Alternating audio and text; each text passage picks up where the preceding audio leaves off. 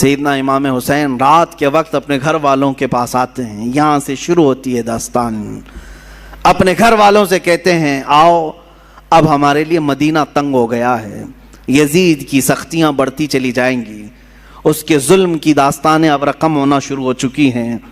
اپنے گھر والوں سے کہا ہم سب ہجرت کر رہے ہیں مدینہ طیبہ سے. سب نے پوچھا کہاں جا رہے ہیں؟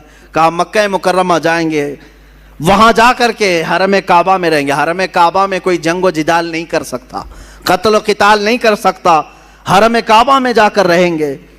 آپ اندازہ کریں رسول پاک نے ہجرت کر کے مکہ کو چھوڑ کر مدینہ آباد کیا. ان کے نواسے کے ساتھ ایسا معاملہ پیش آ رہا ہے کہ انہیں مدینے سے ہجرت کر کے مکہ جانا پڑ رہا ہے. رات کے وقت اپنے گھر والوں کو اٹھایا اور جتنے لوگ تیار ہوئے ہیں اس میں اپنے عزیز خاندان کے لوگ تھے. مدینے سے پہلے کچھ ہی لوگ تیار ہوئے. آپ کی 2 بیویاں ساتھ میں تھیں, آپ کے شیرخوار بچے حضرت علی اصغر, آپ کے جوان بیٹے حضرت علی اکبر, آپ کے بھتیجے حضرت امام قاسم اور آپ کی بھتیجی اور آپ کی اپنی بڑی بیٹی حضرت سکینہ رضی اللہ تعالیٰ عنہا. یہ سب گھر والوں کا ایک قافلہ نکلا. پہلے تو یہ لوگ 12-15 کی تعداد میں تھے اور صبح کا وقت تھا جب مدینے سے یہ قافلہ نکلنے کو تیار ہوا. روضہ رسول پر میرے آقا کی بارگاہ میں امام حسین آئے. میرے عزیزو اب پھر یہاں سے حالات ہمارے بے قابو کر جاتے ہیں. میں یہ چاہتا ہوں کہ اس بار کے بیانات میں اب ہم رونے دھونے کو فوقیت نہ دیں. غم حسین تو تڑپاتا ضرور ہے لیکن ہم اپنے جذبوں کو جوان رکھنا چاہتے ہیں اور ہم چاہتے ہیں کہ اب حسینی کردار ادا کرنے کا وقت آ جائے. ہمارے جوانوں میں پھر وہ غیرت بیدار ہو جائے کہ ہم دین کی خاطر ہر مصیبت کو اور مشقت کو اٹھانے کے لیے تیار ہو جائیں. حسین اعظم روضہ رسول پر آئے, میرے آقا صلی اللہ علیہ وسلم کو سلام پیش کیا اور درد بھری آواز سے کہا یا رسول اللہ, یا ابتا, اے میرے باپ. حضور کو اکثر وہ ابا کہہ کر کے ہی پکارتے تھے. میرے آقا کی بارگاہ میں پکار کر کے کہا آپ کے مدینے سے مجھے نکلنا پڑ رہا ہے, میرے لیے مدینہ تنگ کر دیا گیا, میرے چھوٹے بچے لے کر کے میں روانہ ہو رہا ہوں. یہ کیفیت تو میرے آقا ہی جانے. قبر اطہر سے اس حسین کو رخصت ہوتا ہوا دیکھ کر میرے آقا پر کیا گزر رہی ہوگی, جس کے گردن کو میرے آقا نے بوسے لیے, جس کو سونگھا کرتے تھے, جس کو دوش پر بٹھایا کرتے تھے, جس کو سجدوں پر اپنی پشت پر بٹھایا کرتے. اس حسین کی رخصتی یقیناً غم کا ماحول تو تھا. میرے آقا صلی اللہ علیہ وسلم کے روضہ اطہر سے نکل کر سیدہ کائنات فاطمہ الزہرا رضی اللہ تعالیٰ عنہا جو جنت البقیع میں دفن تھیں ان کے روضے پر آئے. اپنی ماں کی تربت پر آپ نے لپٹ کر کے رویا اور رخصتی کی اجازت مانگی اور کہا آپ کا حسین اگر مدینہ چھوڑ رہا ہے تو صرف اس لیے کہ رسول اللہ کا یہ مدینہ خون سے آلودہ نہ ہو, مسلمانوں کا خون نہ بہے. میں مسلمانوں کا خون بہنا نہیں دیکھنا چاہتا اور مدینے کی حرمت کو پامال ہونے نہیں دینا چاہتا, مجھے اجازت دی جائے. حسین اعظم نے اپنی ماں سے اجازت لی, اپنے چھوٹے بچوں کا ایک قافلہ لے کر نکل پڑے. میرے عزیزو گھر والوں کا قافلہ جب مدینہ چھوڑ رہا ہے کیا کیفیت ہوتی ہے. ہم جیسے نکم میں, ہم جیسے گنہگار صرف 7 دن یا 8 دن کے لیے عمرے پر مدینے جاتے ہیں تو چھوڑنے کا دل نہیں چاہتا. مدینے سے رخصت ہوتے ہیں تو آنسوؤں کی قطاریں لگ جاتی ہیں. کبھی ہم روزے کو دیکھتے ہیں, کبھی ہم بس میں آگے کا سفر دیکھ رہے ہوتے ہیں. مدینے کی سرحدیں نکلنے تک دل بار بار ہچکولے کھاتا رہتا ہے کہ مدینہ چھوٹ رہا ہے, مدینہ چھوٹ رہا ہے. ہم تو تمنا یہ لے کر کے جاتے ہیں کہ کاش مدینے میں موت آ جائے, میرے آقا کے قدموں میں دفن ہونا نصیب ہو جائے. لیکن جب رخصتی کا وقت آتا ہے پوچھو حاجیوں سے کیا کیفیت ہوتی ہے, عمرہ کرنے والوں سے پوچھو. مدینے سے جب رخصت ہو کر کے آتے ہیں میں نے خود دیکھا ہے حاجی کبھی کھمبوں کو پکڑ رو رہے ہوتے ہیں, کبھی دروازوں کو پکڑ کر, کبھی چمٹ کر کے اور بوسے دے کر کے رخصتی لے رہے ہوتے ہیں. حسین اعظم کا کیا حال ہوگا جن کا بچپنا اس مدینے میں گزرا ہے, جنہوں نے رسول اللہ کو نمازیں پڑھاتے وہاں دیکھا ہے, میرے آقا کو اللہ کی قرآن کی آیتیں سناتا ہوا انہوں نے وہاں دیکھا ہے, حدیثیں میرے آقا کی انہوں نے سنی ہیں, جن کا کھیلنا کودنا اس مدینہ طیبہ میں گزرا ہے جہاں میرے آقا صلی اللہ علیہ وسلم ان کے گھر آیا کرتے, جبرائیل ان کے گھر اترا کرتے. یہ ساری یادیں چھوڑ کر کے حسین اعظم ہجرت کر رہے تھے۔ میرے عزیزو، ہجرت معمولی چیز نہیں ہے، یہ الفاظ میں بیان بھی نہیں ہو سکتی۔ آپ اپنے گھر بیٹھے ہیں، اللہ آپ کے گھروں کو سلامت رکھے۔ میں جانتا ہوں گھر کو چھوڑنے کی کیفیت، اسلام کے لیے بھی جا رہے ہوتے ہیں۔ مجھے یاد ہے وہ بات، جب پڑھنے کے لیے ہم بچپن میں مدرسے جا رہے ہوتے تو پورا سفر ٹرین میں روتے ہوئے جاتے تھے۔ کبھی ماں کی شکل سامنے آتی، کبھی باپ کی شکل، کبھی دوست یاد آتے، کبھی بھائی یاد آتے۔ ہم جانے کے 1 مہینے تک وہاں روتے رہتے تھے۔ ہمیں معلوم ہے گھر کو چھوڑنے کی کیفیت کیا ہوتی ہے، اور وہ حسین اعظم اپنے اس مدینہ رسول کو چھوڑ کر جا رہے تھے جہاں ان کی ہزاروں یادیں تھیں، جہاں ان کی ہزاروں یادیں میرے آقا سے وابستہ تھیں۔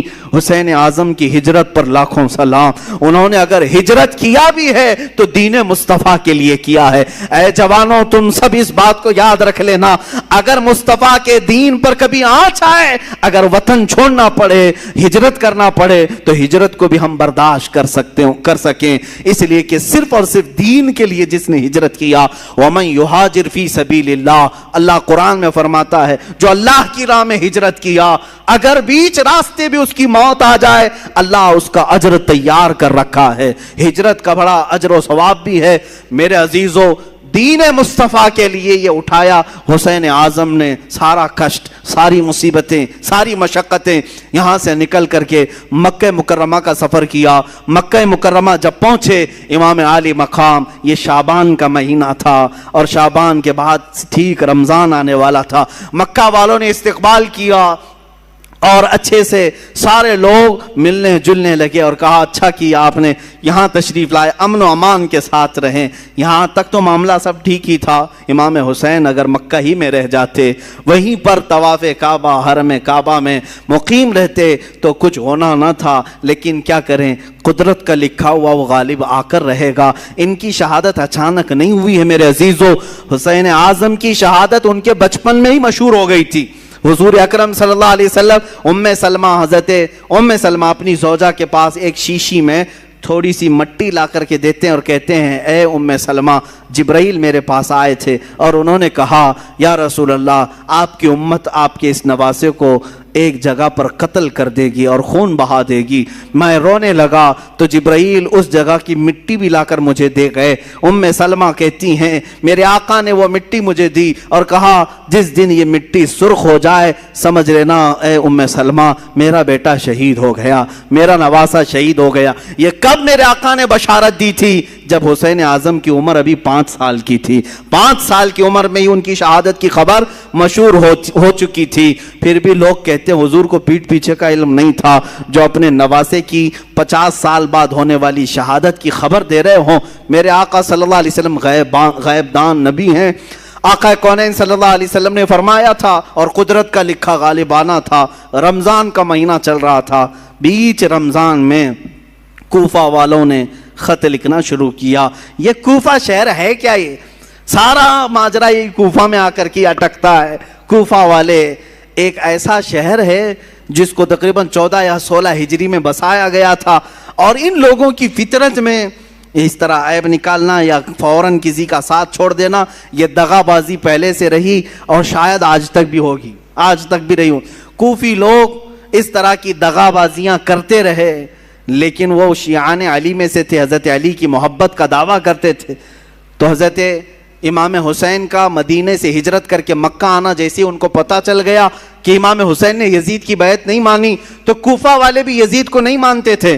انہوں نے کہا کہ اچھا ہو گیا، ہمارے اوپر کوئی امام نہیں ہے، ہم خط لکھ کر کے حسین اعظم کو یہاں بلاتے ہیں، کوفہ میں ان کے ہاتھ پر بیعت کر کے ان کی خلافت کا اعلان کر دیں گے، اور پھر دھیرے دھیرے یزید کو بھی ختم کر دیں گے، اور ساری جگہوں پر ایک ہی خلافت قائم ہوگی، اور وہ ہوگی حسین اعظم کی خلافت۔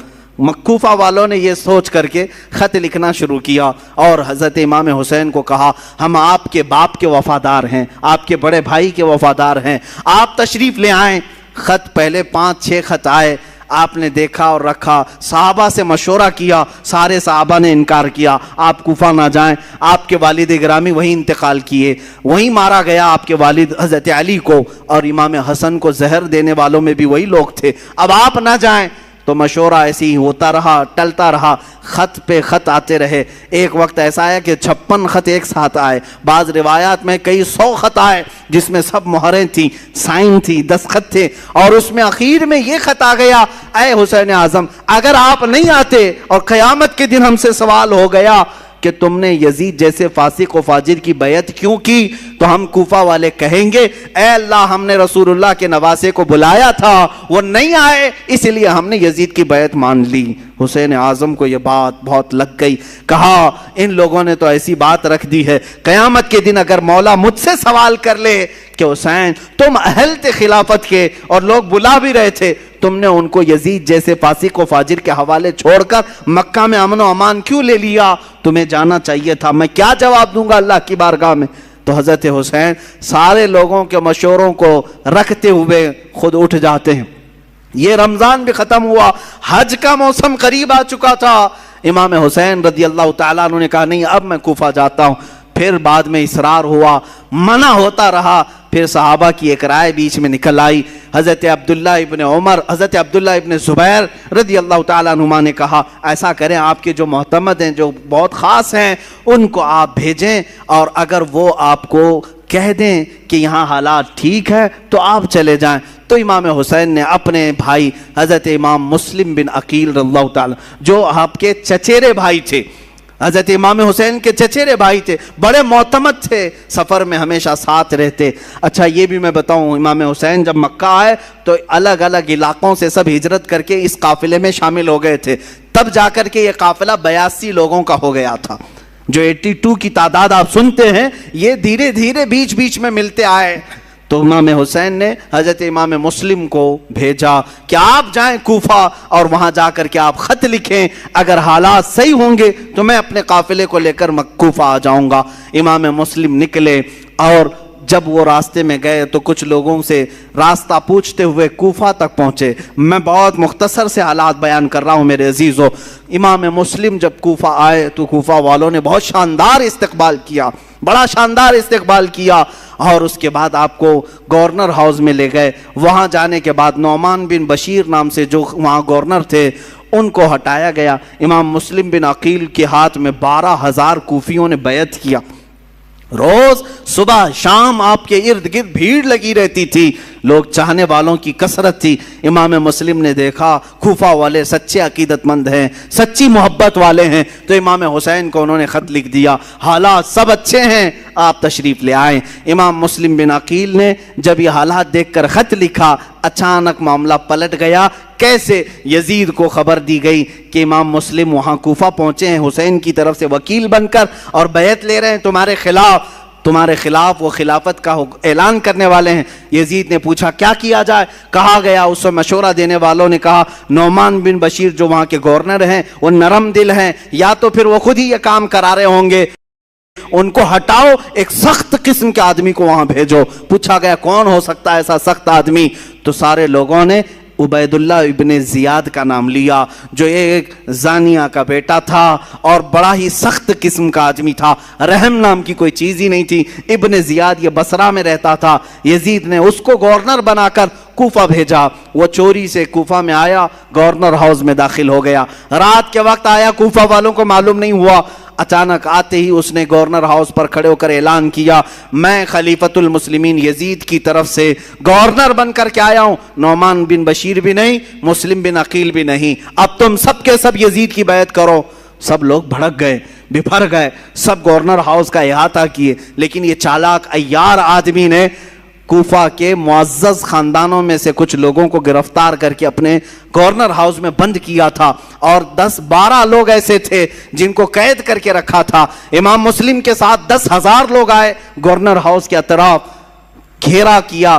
تو مسلم بن عقیل کی اس کیفیت کو دیکھ کر اس ابن زیاد نے یہاں پر جو موجود جو 12 لوگ تھے ان کو چھتوں پر کھڑا کیا اور کہا تمہارے خاندانوں کو ہٹنے کا حکم دے دو، جو بھی مسلم بن عقیل کے ساتھ ہیں ان سے کہہ دو کہ وہ سب گھر چلے جائیں ورنہ میں تم سب کا قتل کر دوں گا۔ وہ ڈر گئے، چھت پر کھڑے ہو کر اپنے اپنے خاندانوں سے کہنے لگے تم سب کے سب چھوڑ دو، چلے جاؤ، ابن زیاد سخت آدمی ہے، یزید کی فوج آ سکتی ہے، فلاں فلاں۔ ان کی باتوں میں آ کر کے خاندان بکھرتے چلے گئے، امام مسلم بن عقیل کا ساتھ چھوڑنے لگے۔ اتنا ہونے کے بعد کل کی صبح جو آتی ہے، امام مسلم بن عقیل فجر کی نماز میں حاضر ہوتے ہیں تو دیکھا آپ کے پیچھے آپ کے بچوں کے سوا کوئی نہیں ہے، کوفہ والے کوئی نہیں ہے۔ یہ وقت کا بڑا عالمیہ ہے جب کسی امام وقت کو چھوڑ دیا جاتا ہے۔ عزیزان گرامی، یہ وقت ہمیشہ آتا رہتا ہے اور ہمیں بتاتا رہتا ہے لوگوں کے چھوڑ دینے سے دین رکتا کبھی نہیں ہے۔ اگر کوفہ والے دھوکہ کیے تھے امام مسلم کے ساتھ تو دین ختم کبھی نہیں ہوا، دھوکہ کیا اور لعنت قیامت تک اپنے سروں پر لے لیا، لیکن دین تو پھلتا پھولتا ہی رہا۔ آج بھی میں کہتا ہوں دین کا کام اگر تم کرنے کے لیے کھڑے ہو گئے، اگر کسی نے تمہارا ساتھ چھوڑ دیا تو وہ لعنت کا شکار ہوگا، دین تو کبھی نہیں رکے گا، تمہارے ساتھ دین کا نام قیامت تک رہے گا۔ عزیزان گرامی، میں وقت کی قلت کی وجہ سے اب اپنی گفتگو کو ختم کرتا ہوں، باقی کا واقعہ کل عرض کروں گا۔ امام مسلم بن عقیل رضی اللہ تعالیٰ عنہ کو تنہا پا کر کے ایک ہانی بن عروہ نام سے شخص تھے، وہ بڑے معزز تھے، انہوں نے پناہ دیا اپنے گھر میں۔ ابن زیاد کو خبر لگی تو ہانی بن عروہ 80 سال کے تھے، ان کو بلایا اور گورنر ہاؤس میں اوپر سے انہیں ڈھکیل کر کے قتل کر دیا۔ جنہوں نے امام مسلم بن عقیل کو پناہ دیا تھا ان کا قتل کر دیا۔